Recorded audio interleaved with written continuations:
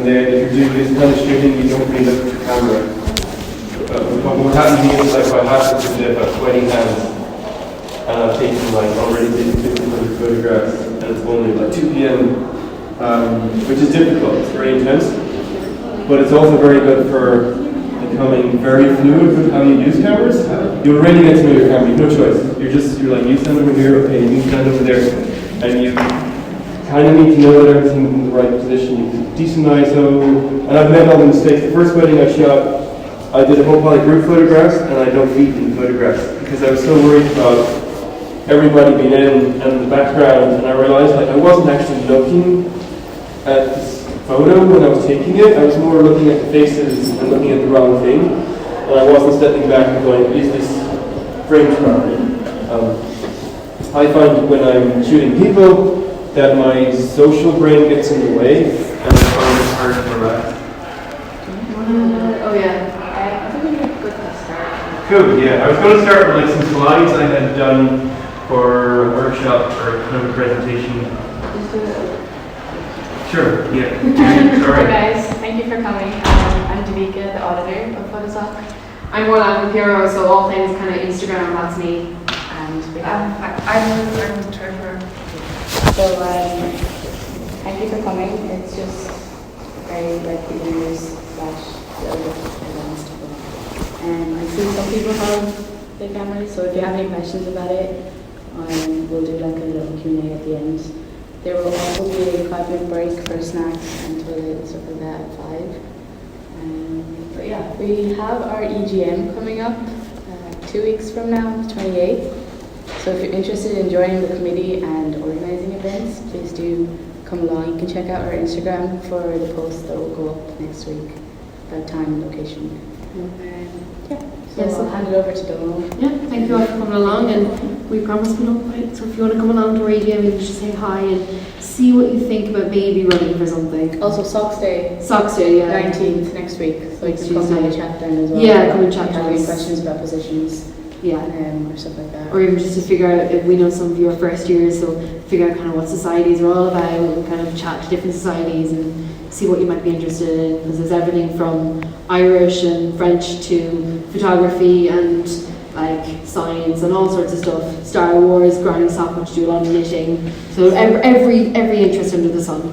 Yeah, so if you're registered as the member of the society, you'll get emails about all these events. So yeah, just keep an eye on that. And we have the Instagram and we have the WhatsApp link in our bio on our Instagram. So, yeah. So yeah, I'm Donald. I'm actually in the computer science school of computer science currently on a PhD program that I can't seem to finish, partly because I keep taking photos and getting distracted with that. And I've been taking photographs since I was a teenager and kind of gone through different phases and different types of work, and sometimes I would have gone off the boil and stopped taking photos. I think when I was an undergrad, I wasn't really taking photographs that much. I had a little compact camera, but I wasn't using it. And then I drifted away and came back a few times. The last few years I've been much more committed to it, and I've had, it's a very, very slow maturity kind of process where you're stewing. And I started to have pieces in shows, and I got a little bit of arts funding from the government this year. There's an award called the Agility Award.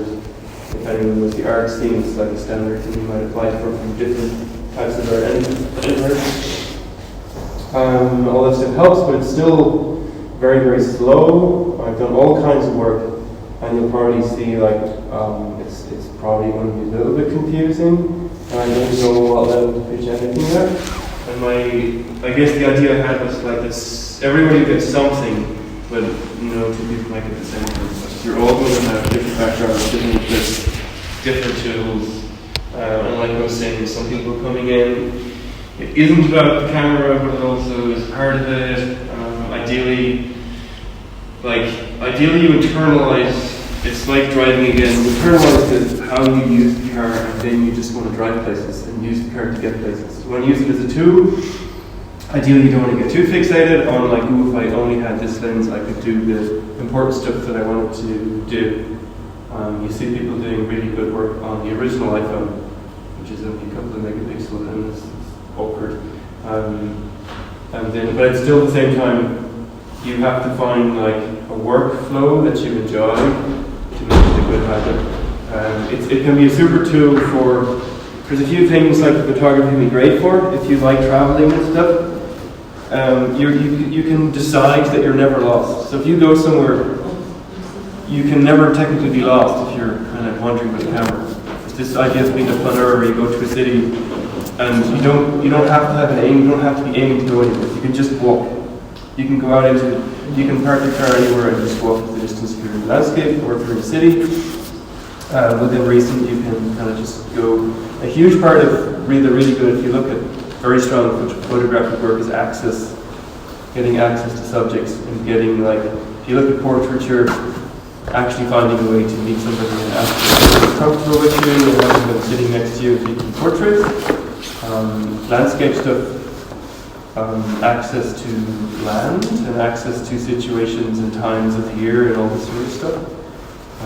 And you only kind of figure out what you want to do through experimentation, maybe, right? And you just try out like different things at different times and see what you're comfy with. And you might drift away from it, you might not.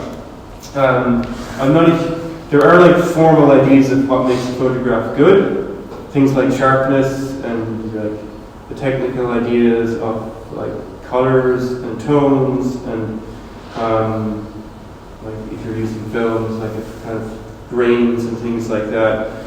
They can work very well, or you might just accidentally take something that you really like, and then you might like take something really good by accident and want to try and learn enough that you can do that intentionally.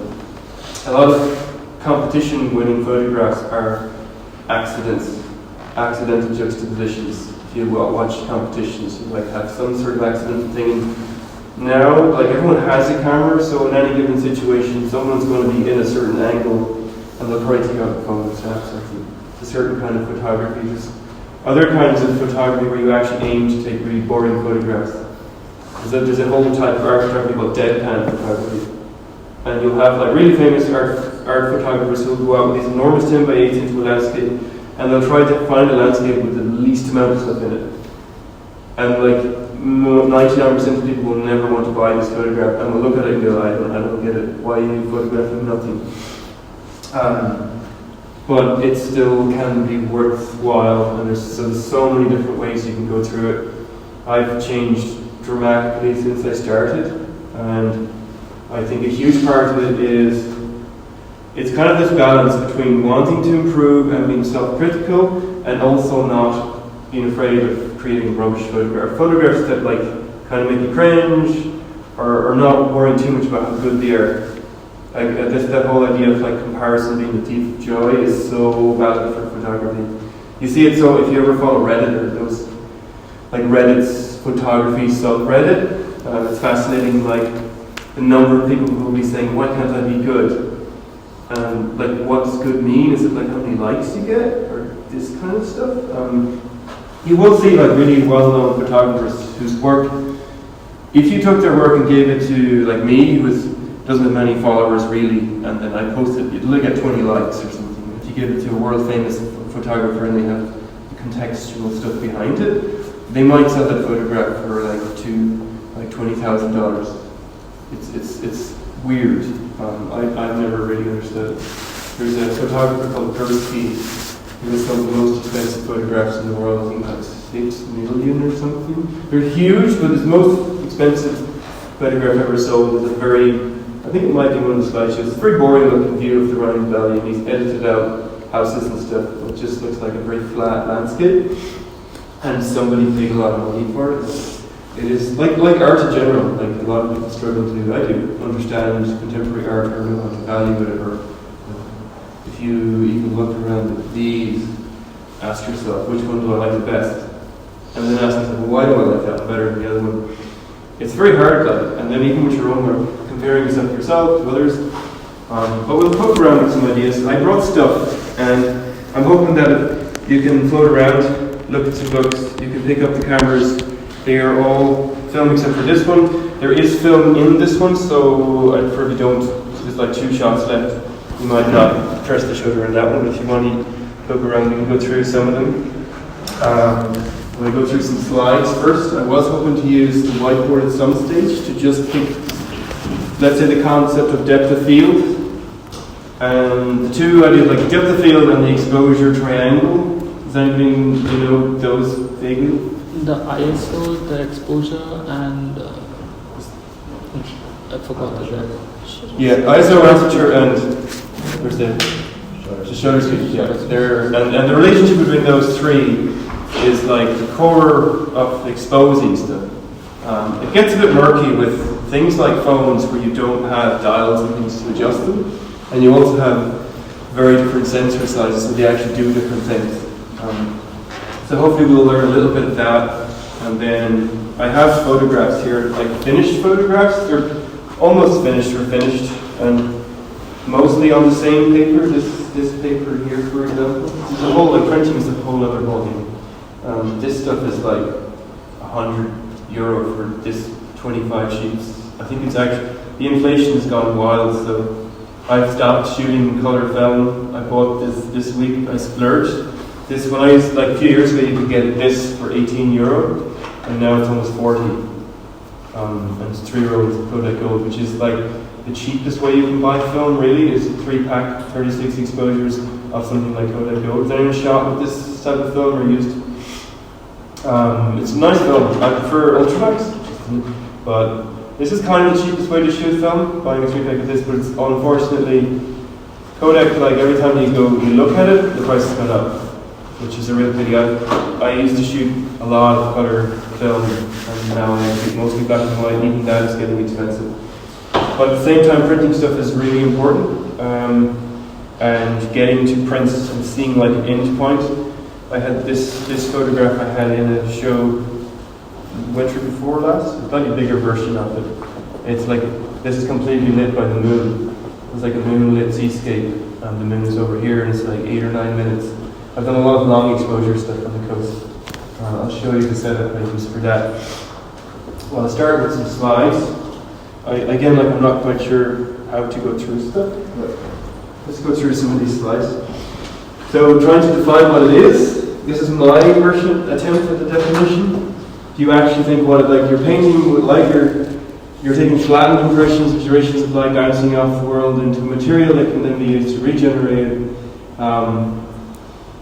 It's like light mostly bouncing off the sun, and then you're getting like a little slice of it, and it's leaving an imprint on a material. It could be film, it could be a digital sensor, it could be saving it as binary digital files, and you have some way to bring it back into the world as like a JPEG on a screen or a print hanging on a wall. So it's like a very general definition of it. It means painting with light, the original meaning of photography. This, and I had a few, these are not mine, this is, I just had some pictures of that I really like. And finding photographers that you like and respond to is so important. It's like, and it doesn't even have to be photographers, movies, books, poets, whatever it is, music. Music is very important for the stuff I do. Instead, I will listen to particular playlists and stuff. It puts me in a certain mood, and it will change the kind of photograph I take. This is a photograph by an Australian photographer called Trent Park. He was, I think, Melbourne. He was based in Melbourne, and he would obsessively go around the city at certain times of the day to get certain kinds of light. And he would spend like a month going to the same street corner every day to take a picture of light reflecting on a bus, and then he would get caught in these amazing light situations. This is someone at a crosswalk has a tie and something on their shoulder. So, Sydney. This guy has amazing books. My favorite photo book is one of his, but I lent it to someone and never got it back. If you do want to take notes of any of the names and stuff you see, I'm always trying to sometimes I will just say I'll pick a photographer and find as much of their work as I can and just try and see where they're coming from. Books are fantastic if you do get a book. This is a very old photograph by a very famous French photographer called Atget, 1922. was kind of ignored in his lifetime, and then afterwards his collection became very famous. And it's a very straightforward looking photograph, but it's considered very important work now. He was wandering around Paris with a large camera, taking very slow photographs, using very careful formal compositions. I think he was doing them as backdrops or set pieces for actors and trying to sell them to actors and other artists. So 1922. Oh, and this idea of the history of photography. Does anybody know when the first photograph was made? First thing that was officially called a photograph? General ballpark era. It's like, I think it was 1839 or 1840. So it is pretty old. Techniques were different in the beginning, but it has quite a long history. And you actually find, like, even at the beginning, they had the same kind of issues with.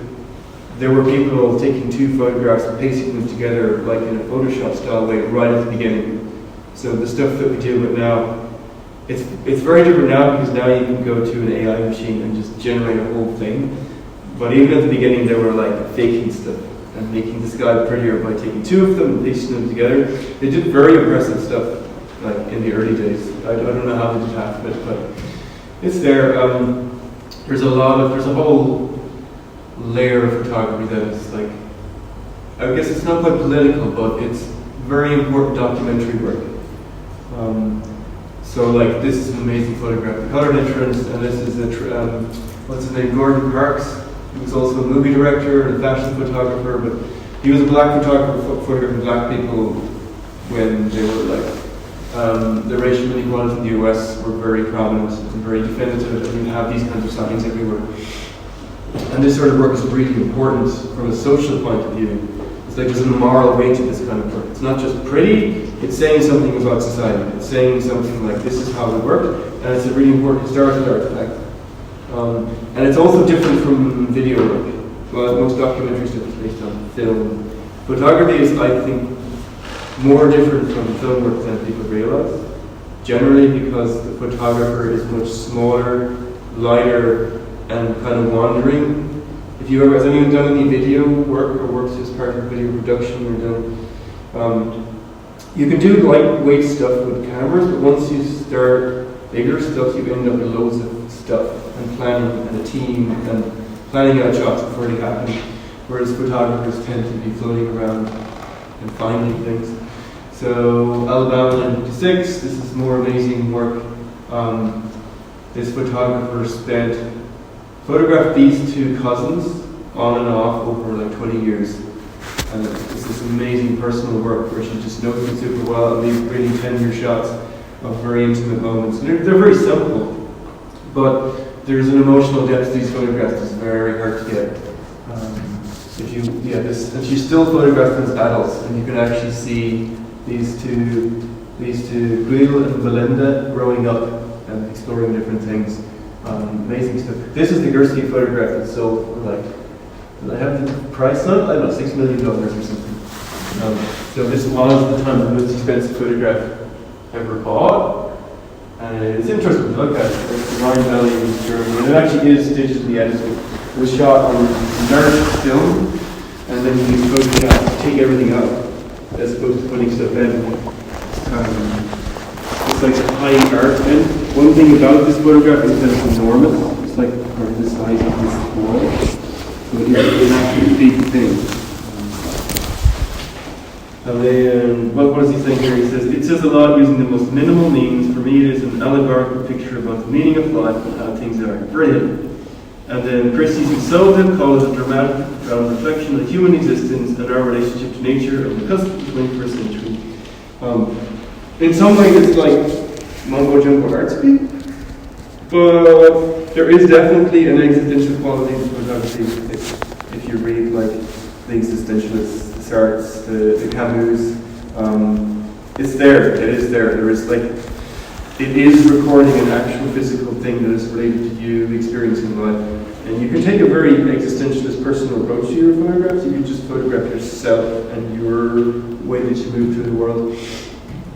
His other work, I think, this isn't his strongest work. He's got some amazing work, and it's if you see more of his work, you'll understand why he's so well known.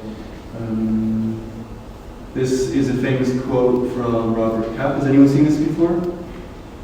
He was the famous war photographer. He was one of the few. He was there on the D-Day landings in Normandy, and he photographed a lot, and then I think he lost every roll of film except for one, and they got a few shots out of it. And he says this kind of stuff. These quotes are used a lot in photography and tuition, and I always try to take them with a grain of salt. So I was trying. This one says you're not close enough, and it's true. You often need to get a bit closer to get to certain scenes. But then this is also a very photograph of Earth, which is in like a little dot. And it's also a very important photograph, but it's taken from 6 million kilometers away, so it's not very close, but it's still interesting. So these kind of rules you see a lot. There's a lot of kind of rule ideas in photography. Like you should do this, you shouldn't do that, and you have to take them with a grain of salt, or sometimes you might have to learn rules and then break them afterwards. This idea that the subject should always be in focus, and then you have something like that, which is a fantastic photograph. I think you might not like it, and it captures something about the chaos. This is like 19. It gives you like a sense. Like I will start thinking like 1920s New York ballroomy stuff, and it has a real sense of it. It's like the 50s, but because it's blurry. If that were taken with a modern camera on very sharp lenses, it would not look the same. And this is like getting back to using shutter speeds. So could anyone guess what kind of shutter speed you might have from that? Like, if you get used to shutter speeds, you can actually kind of guess what kind of, like it's probably 1/15th or something like that. There's a decent amount of blur, but it's not fully washed out. I use shutter speeds of like 10 minutes sometimes, but it's always on one of these. So if the subject is moving, it will blur out, but if it's not moving, it won't. Whereas this is hand movement. You're moving. So this sort of stuff, this is what I do. So cameras, and also a lot of digital stuff. Yeah, the camera choices. So it'd be interesting to get an idea. I'll mention this here again. The gas thing, which isn't great. How many people use a phone instead of currently use their camera? Which is fine. And how many people have like a compact digital? Anybody shooting a DSLR? Back home. With what do you have? A DSLR, but back home. Okay. Oh yeah, because they're up to travel with. Yeah, traveling with cameras is another. I've done quite a bit of. Been very lucky this year. I've gotten to do a bunch of trips, and I've brought this on trips. I've bought like film cameras, and I've gone through airports with camera film every single time. I went to the States on a trip, and I ended up in a bag of like 30 rolls, and I was going like you're sweating, and you're like. The new scanners in airports will damage all film. The older scanners would damage film that was ISO 800 up, so really sensitive film. There's a new kind of scanner, but I think the brand is mostly Smiths, and they're kind of blue and grey. And you'll see them from the distance as you're coming in, and you have to be very wary. And some of the security staff, the TSAs or whatever, they don't know that much about the environment, so you kind of have to explain to them that it will damage them, and that the film companies have said it will damage them, and your job is to try and not get your film scanned, because you could have like 30 rolls of work room, which it fogs all the film. So traveling with film is kind of awkward, but I still like doing it. I guess if you build up a lot of work with a particular way of working, it's hard to finish it. So it's hard to switch from film to digital halfway through a project. Like the landscape stuff, I find it hard to mix and match those with digital photos, even though I've done those. Does anyone develop film? Cool. At home? At university. Okay. Facility. Cool. Where was that? In the States somewhere? Yeah. Okay. In Wisconsin. Okay. Most universities still have programs, and there's no actual program here where a class actually uses the darkroom, which is next door. The darkroom here is just around the corner. Just over there. Yeah, but there's no actual class that officially uses it. The society uses it. Yeah. But this university doesn't really have that many practical arts programs, right? But We do run tutorials for the dark room, and we are actually looking for a darkroom officer for the committee. And like, we're not trying to self-promote, but we are looking for someone for your own part to help us run our dark room, to help us with our dark room. And we're going to get our ventilation fixed in the next few weeks, we think. So So we're hoping that we'll have someone to run the darkroom. So if anybody's really, really interested, it is quite a commitment because we have a little bit of work to do on it. And then you, oh sorry, we have to operate the darkroom and stuff. But if you're really, really interested in that kind of thing, like development photography, we would really love to have you along if you were really interested. Sorry. No, so good. Yeah, we had chatted about. I was using this darkroom over the summer, but let me use it a little bit. I developed like 50 rolls or something in there. I didn't do any printing, and my workflow is to scan it after developing it. Were you printing in the darkroom as well? Yes. Which is great. I started off doing it at home, so with film you don't actually need a darkroom, you just need a dark bag. You just need dark. It only needs to be dark while you're loading the film into the spool, and then after that you can turn on your lights. So you do your bedroom fine once you have the stuff. But to print you need a decent setup with your enlarger and an actual darkroom with the red lights and stuff. So I tend to scan it after I've shot it. So all of these are from film that was then scanned and then printed using inkjet printers. And this was my backlog of undeveloped film. In the beginning of this year, I had like 200 rolls that I hadn't developed. It then went up to about 300, and now it's about 250 or something. So I have this. It's a big problem you can have with film, that it's like, I guess, like gaining weight or something, where like you might be accumulating something very slowly, but over a long time it can be hard to manage it, or harder to manage it. If I shoot like a roll of film more than I develop every 2 weeks, then over a year I've got like 25 extra rolls to develop, and they just sit there in the drawer. And then last year I kind of stopped developing, but I kept shooting. So it's a different thing to work, but it also can be kind of nice sometimes because you have this gap before you see stuff. It can be nice to see work emerge a long time after you shoot it, and it brings you back to it. So this is the kind of stuff I like to do, like poetic wandering trips, put myself somewhere. I don't normally have a photo in mind, but you can plan photographs. I have a friend in Galway called Enda Burke. Has anybody seen Enda Burke's work anywhere? What's the name? Enda Burke. He had his work shown in like the Guardian newspaper and one of the big American newspapers in the last years. He sells quite a lot. It's like very colourful work where he has his parents often in the photos, and he will meticulously plan the work. He will it's basically setting up a stage set and wallpapering the background and getting like 15 props and setting up lights, and he will spend 2 weeks planning each photograph and then he'll think exactly what he wants, whereas I will just walk around and I might get nothing. So there's also different ways, like do you do this? So do you always just carry one? So most people will always carry this kind of camera, and then these are fantastic for just always having. These kind of cameras, like, they're awkward as hell. If you take one like on a night out, like, you're going to lose it. Is it safe? You drop it if you're going to allow yourself to have a lot of drinks. What happens then? You might get, there's like a lot of stuff that goes with it. The sheer weight of them, even traveling with them, is just awkward. Because you've got something expensive in the bag, you don't want to lose it, you don't want to drop it. This you're just going to leave in your pocket. So there's a lot of like things that can affect what you shoot, where you shoot, how you shoot. There are some very well-known photographers that don't really carry a camera at all. There are some photographers that don't take their pictures of their family. There are others who are always photographing. They're like constantly taking stuff. And it's all fine. There's also these kind of questions. So does anybody like street photography? This kind of idea of like capturing things in the street. Pure street photography, you don't ask for permission, because if you ask for permission, you're immediately part of the situation, and it's not pure street photography anymore. It's more like intervening, making eye contact. There's a confrontation or an interaction. Is it ethical if you're getting a landscape photograph, is it okay to move a rock? Like, depends. You'll see lots of issues. Let's say there's like a National Geographic style of photography. They try not to change much stuff, but you'll see every few years there's a big controversy because the photographer moves something to make it look prettier.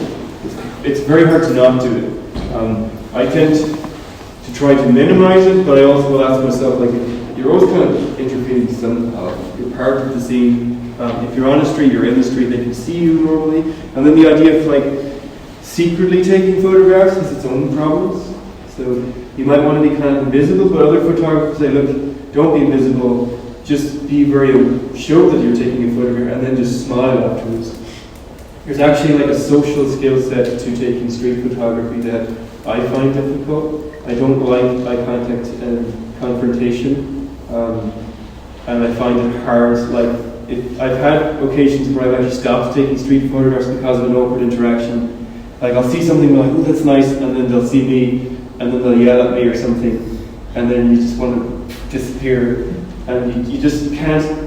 You don't have time to communicate with them, like, oh, I like how you looked in this scene, and then you have to just move on. There's things you can do, like smiling is very important, and if somebody calls you out and says, like, what are you doing? I took a photograph of a house in Donegal last year, and an angry guy marched out of his house and started kind of yelling at me, and I was across the road, and I handled it much better than I would have 5 years ago, because I just waited, the cars passed across the road, introduced myself, said hello, and started to chat. I said I tried to make a compliment immediately about how the house looked, because it was like an old style house between two newer style houses, and I would just say that I was really fascinated by the contrast between this architecture and that architecture.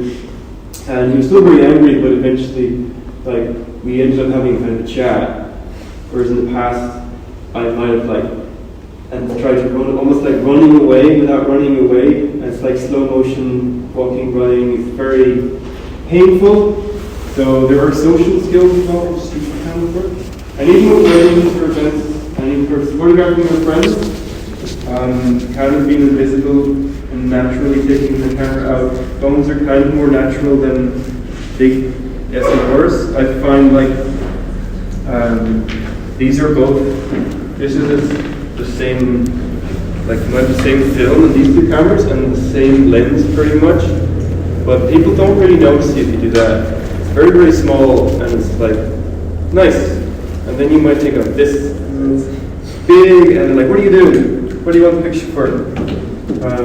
You might get yelled at, and you might not like it, but that's okay. There's levels of distance you can have between you and your subject, and some people are not comfy with being very close. This photographer here that I mentioned,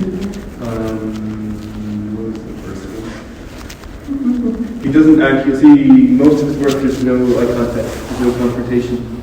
You can actually do very good street photography without having those interactions, because you're a little bit further back and you're not actually like doing that. This is actually, like, for me, this is really painful. I was spending a stranger on the street and to lift the camera.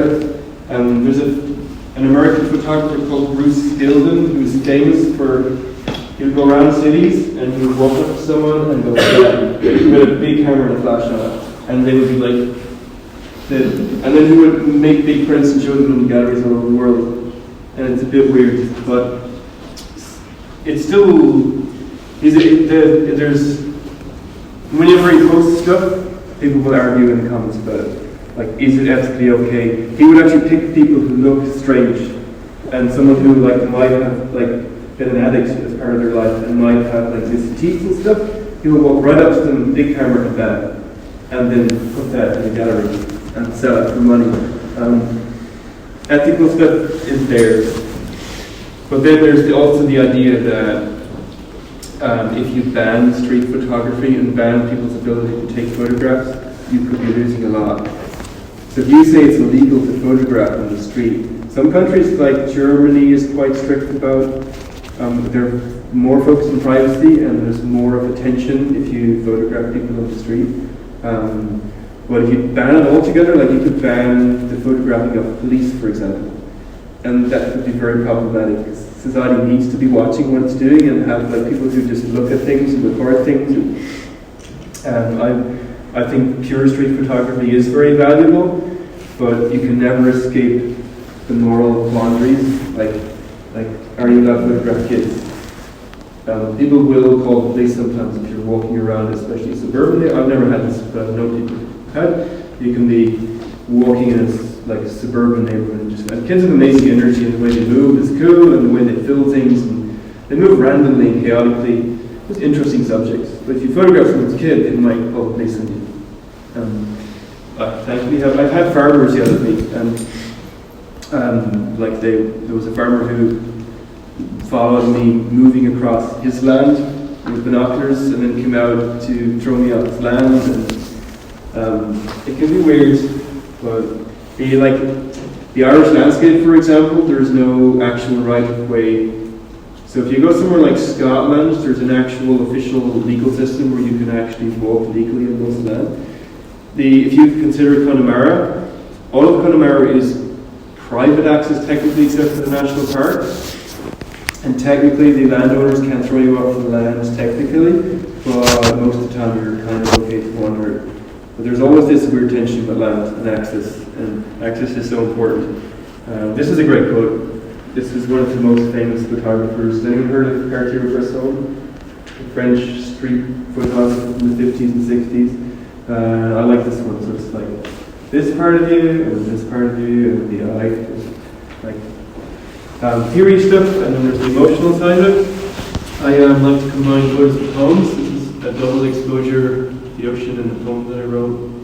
Here's another one. I've done some work photographing uninhabited islands off the west coast. So I'll paddle to islands and I'll take photographs and then I might write something about it. There's a lot of like abandoned homes, which is it's like an interesting subject. You might find the subject. And I've done a lot of slow, long exposures. This is Inishbofin. This is Loch Corrib, Inishbofin. The Atlantic Ocean. Interesting photos where you just separate it into two halves. 12 Bends, great spot to get out to. I like finding random, there's some like poetic sort of stuff you just find in the landscape. I had this piece in a show during the summers, and there's like, you just find random stuff in bogs, which is, I think they're interesting subjects. This is from where I was walking around with waders in the lake. This kind of interesting stuff. Portraits, like I said, I find difficult. I met this guy and I met him again and we had a chat. He had the same names, my great uncle had the same name, and we were chatting about that. And then I finally asked, like, can I take a picture? He said, fine. And they're worth taking sometimes. It's good to actually challenge yourself to do it, just to see if you liked it. This is my mom. She doesn't know what's in the set. Yeah, it's like I was doing COVID stuff around the house. That was one slideshow. I have different slideshows. I don't want to be just talking at everybody, so is there any way we can make it more interactive? So we could talk about like genres. Can anybody name some genres, photography? What sort of stuff do people like to take pictures of? So you've done darkroom work. What were you photographing? People portraits. Yeah. I do like with like overlaying designs on top of the printing, so that there cool. would be like negative space. Nice. That was what I did. Was like. Yeah, and did you start off with like a plan for this, or you just? I started off with a kind of rough plan. I'm not a finance Yeah. but kind of a general ballpark. Yeah, which is all you need to get rolling. You probably ship as you. So I started tinkering with photos, and I've been trying to find ways to. I took a photograph and then I started looking around, like drawing and sticking stuff to stuff. And then this is like the largest fishing trawler in the world was an Irish registered trawler, and it was like this enormous thing. And I had this idea of calling it like Eco Harmony So, and this deeply ironic greenwashing kind of approach to the fishing industry, and just looking around like making a net from fruit wrapping. The nets you get for fruit, and then just using a knife and cutting things up. The idea of being playful. So was it like a message you wanted to? Yeah, it's trying to this is like about the ironies of how we sell ideas. And like this, so I've called this ship Eco Harmony So. Eco Harmony. Eco Harmony So, which is, this is the largest fishing trawler in the world, which has nets that can be miles long that will take every fish out of the sea. And then it's not Eco Harmony, so it's destruction. So and people in Ireland generally, like, it has like a carbon neutral sticker on it, right, which is possible. You can put a carbon neutral sticker on a boat because you've spent some money telling people to plant trees somewhere. The trees maybe I've done a little project on Sitka spruce trees. A lot of the plantations in the west are Sitka spruce trees because they grow in bog and they're very bad for biodiversity and they're not even good for wood. They're not great for carbon capturing or anything, but they'll still be used to write somewhere like on branding, carbon neutral. It's been like, it's like this cynicism that I've seen. It's difficult to manage if you do a lot of landscaping work. You're like this, like the ironies of certain stuff. I'm not sure this works. Like, is it that interesting to people? I don't even know. I have another one that is more personal that I've never used for anything, but I think this is good. It's like this piece, which is a photograph that's torn in half and then connected with like a drawing of like a medical style drawing of a heart, and they have the artificial veins, and they have stuff about relationship formation and relationship dissolution going in the ins and outs. You can have a look at it if you want at any stage. Like one of them is like, hear your beating heart, which is something going into the heart. So it's like this, I don't even know what I'm doing when I started exactly. You're just kind of following a groove. If you can find any kind of a groove in how you take pictures, it doesn't matter what camera you're using or anything. If you find a little niche that goes, oh, I'd like to poke at this idea a bit more, this is the good stuff, right? So if you like I was saying, you could photograph your breakfast every morning, and you could end up with like a little sequence. Let's say if you're first year here, you've never been to Galway before, it could be an interesting thing to do to say, as a challenge over the semester, I'm going to try and have a visual diary of it and take like maybe 100 photographs to me that kind of capture my experience here. And it might not be valuable to you now, but like in 20 years' time, it could be an amazing record that you have. And also, any of these projects will really develop your artistic self, because it's like, how do I capture my life right now? Like, what's it like being in Galway? Like, there's so much stuff. You guys will have access to situations that I don't have. Like, let's say you have a precarious housing situation right now. You can take interesting photographs of where you're living. That's interesting work. Like, there's a whole story, like a national story, a global story about the precariousness of life for most young people. And then photographing this is important, or expressing it is important, trying to work with it or work against it. But it is, I know when I was an undergrad, I found it hard. I didn't do it. It took me, I was a bit older before I started using cameras to find what I wanted to see in the world and like take photographs that I wanted. But I do think if you find any kind of a niche, like for me, this series, I did buy something that made this series work for me, and what I bought was a pair of chest waders. And it's like, I had all this, I didn't realize could take interesting photographs if I just stood in the water. And the expensive part was buying, like I remember buying them and I felt a bit weird because I wasn't going to use them for fishing or anything. You go to a fishing shop and you buy a pair of chest waders, and I don't quite know what I'm doing with these. And then you're sloshing around on your own in the water and swearing at things and every swap you get. So, but then you find that you do get interesting work out of it over time. I like this shot. Also, photographing people around you, family is like one great thing again about if you practice it for a while, it doesn't matter what camera you're using, you can get nice work of the people around you because they'll tend to relax with the camera eventually. They don't mind you taking snapshots. And you can get nice little moments. This is my mum making cake or bread. And this is an example of how important light is. So I've taken this same photograph a bunch of times, but this is my favorite one because the light's streaming in and it has this kind of ethereal effect to it. And the light is it's one of the fundamentals of seeing photographically is noticing the light. So if you stop right now and notice the light around you, where's the light coming from right now? Like, most of it is from here, and some of it is from here. What kind of light is coming from outside? Natural light. Is it direct sunlight or is it diffuse? What's diffusing it? Cloud cover. So what kind of shadows do you get when you get diffuse light? no shadows really. You get much flatter surfaces. And you lose some drama, but then you might gain, like this is very soft light. There's no sun visible, but then other stuff you can shoot directly into the sun. And you get huge contrast, blacks and whites, and you lose kind of form.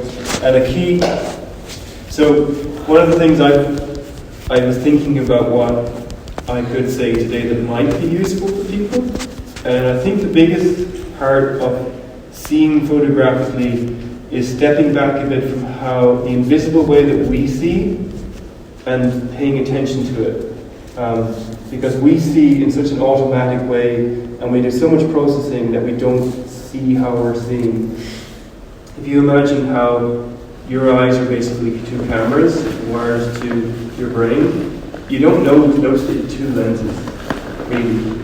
But both lenses are combining. Like if you want to work out why you have two and what they do. Oh no, fine to see. If you were put on a blindfold and then start like navigating your world, this is how your camera sees. First of all, it's got one lens. It doesn't have two. It's not going to have. So if you want to see like the camera sees, you close one eye first of all, and you immediately realize like if you're doing it for a while, it's hard to pick things up because you're losing some depth cues. But these depth cues are unconscious, so you cannot say why you're missing something. It's a very automatic system. And your eyes, there's so much automation going on. It's flipping the images, it's combining both images. If you look at your finger in front of you, one eye and then switch the eyes, everything is changing, but when you open both eyes, you're just seeing one reality. It's merging the two of them, combining them, and it's changing, giving you depth cues. And you tend to not notice what you're looking at. Like it's almost like you have to stop and go, what is the light doing right now? Is this light interesting, or where might I go to like capture? If this is what I was saying in the definition, it's this flat rectangle, and you'll see the flatness if you close one eye, and then you're essentially like moving this rectangle around your reality and going. It's a bit disorientating and overwhelming because there's an infinite, like even from this one position, there's basically an infinite number of photographs. And most of them are they all rubbish, or could you find an interesting photograph? So I think this stuff, the compositional aspect of photography is, and it also applies no matter what kind of camera you're using. So if you take out your phone and you've got your screen, and then you have, like this is like a one-eyed view that's flattening everything into geometrical shapes. And then how do you position this in a way that has a nicely balanced frame? And you have infinite options, but ideally you're trying to make stuff kind of intuitive. Like you see something, there. A lot of what we do in the beginning when we start photographing is, if I want to photograph this, I'll put it right in the center. This is what I did in my first weddings and stuff. I wasn't like stepping back and going like, okay, there's tricks you can kind of do. One of them is to look at the corners. Like, what is in the corners of the photograph? Because if I'm looking at this, I'm just looking at it and pressing the button. And I'm not actually looking at the photograph. I'm looking at this, right? So, with photography, you're looking at this, but at the same time, you're looking at it as a flat rectangle. And then you might want to place it not in the center, but at the side. And you might want to, like, put something else in it that's kind of balancing it out, but it really is like an intuitive kind of process. So you're just trying to feel your way around the scene, and if you're photographing with phone, this is what you're doing. So I did a small bit of, like in high school, secondary school, I did a photography class with he's actually a famous photographer, I didn't know it at the time, and he was giving feedback and stuff, and he was telling me my horizons weren't level. And if you actually start looking at photographs on Instagram and stuff, you'll see like a lot of horizons aren't actually level. But you won't notice it. When you're seeing the world, you don't really like, your brain's automatically leveling. Like, the world is still level to you when you're moving around because you've got this stereoscopic thing. It's not like you're going to fall over. I had a viral infection in 2016 that affected my inner ears, and my equilibrium stuff went wonky, And I had this situation where when I did turn my head, I did feel that I was tilting over and I couldn't walk straight for a while. And it made me realize how much like unconscious processing is going on in how we experience the world. But even with cameras, like you can look at it and look at the lines in it, and then you can say, okay, is my horizon level? Maybe you don't want it level, but it's about intentionally taking the photograph so that you know it's not level. Or with some cameras, there's a style of photography which is very shooting from the hip. This camera is super for it, there's no film in it. So this is like from YouTube, pretty, these are like €300 now. You could get them for like €10. 10 years ago you could buy one of these for €10, now it's €300. They're very pokey viewfinders, and almost every photograph I've taken with this is like that, or like this, but it can still work, because it can still have a certain like snapshotty image. You tend to just do that, and it just focuses on the center, and you don't worry about it. Whereas this thing, this is the one I use for the landscapes. I'm normally doing this with it. So normally do that, and then I have a level here, and I'll spend like 5 minutes, like, I don't know, maybe up to it, down a bit. So much slower. Has anybody used film medium format though? Take a look at it. Is this interesting? Yep. Yeah, I don't, if you want to stop me like at any point, because I'll just keep trying to continue. What? How do you use the terminology sequence for inspiring? Yes, like the circle thirds, the circles and the thirds stuff. Yeah. The idea that there's an expanding. So, composition, it's not a rule, but there's this idea that there is like the golden mean, and spirals and the rule of thirds are at play in compositions. So I was saying that a lot of the time when you start off, you put stuff in the center, and then there's this idea that there's a ratio of that you can split a rectangle up, and that the ratio of the whole to the bigger part is the same as the bigger part to the smaller part. That's the golden mean. So the whole thing to this part is the same ratio as this part to this part. And this part here then is like a third or so. And if you put something on that third, it tends to be interesting. You'll see it in a lot of art. You'll see a lot of like compositions. You see this one with the tree. I guess it's done to fit the tree, but the stem of the tree is pretty much on the third point. So a lot of the time, like, you'll kind of split your frame into trees. You can often, in most ones, you can overlay a grid. And the corners of the grid, people generally say, are interesting points to put subjects at. But it's all very, it's like the rule I said, where if you're photographing but you're not posting it, you don't have to go off rules at all. But they can be very helpful to get you started thinking about where you put it. Again, I think the crucial part is that it's almost